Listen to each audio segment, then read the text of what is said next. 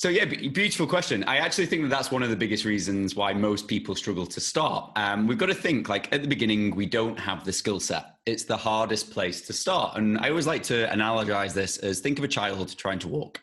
You know, it's got to like fumble its way up. It's got to stand up. It'll fall down. But every time it tries to take a step, it gets feedback. Is that the right move? Is this the right way my body's supposed to be?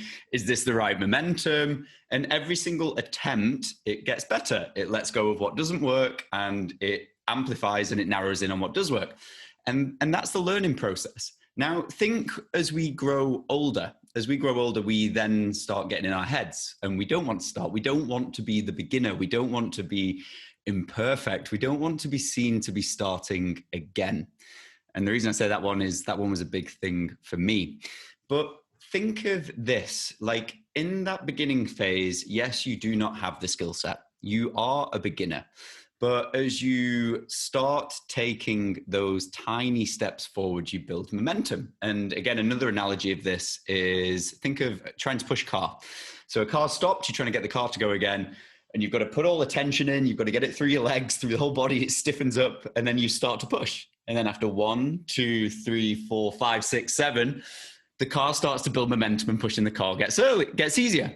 So the same thing applies here. The initial resistance, energy, hurdle, obstacle to overcome is those first few steps. And they're the hardest ones because there's no momentum. There is no skill set in order to go.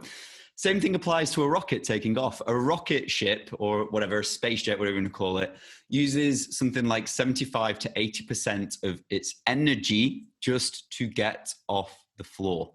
Now think how much fuel and how much of everything that rocket has in order to get off the floor.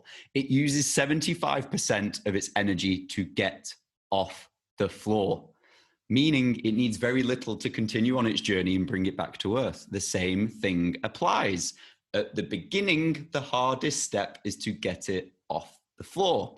Now, what I constantly see is a lot of people don't want to be new. They don't want to start. There's that fear of maybe looking stupid, looking like a beginner, being imperfect. But that's the thing. It's that journey. You've got to take those first initial steps. And prime example is with me. I've got quite a few areas I can throw this into, even with the podcast.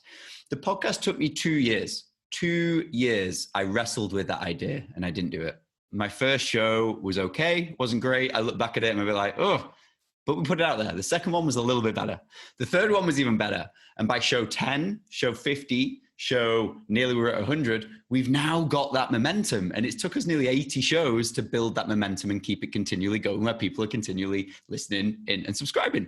So my message is, if you've got something that you want to go and do it. Start, find the next best place to start, the next best action for you, the place where you feel comfortable to start. And that could even be just looking into it. That could just be market research. That could be looking at your ideal customer. That could just be go and buy a new book that might move you forwards. But go and find the next best step, because you've got to be okay with being at the beginning if you want something completely different in your life, because you need to build the skill set to evolve you into the person who you need to become to own what it is that you're going after. So I absolutely love that question. Thank you.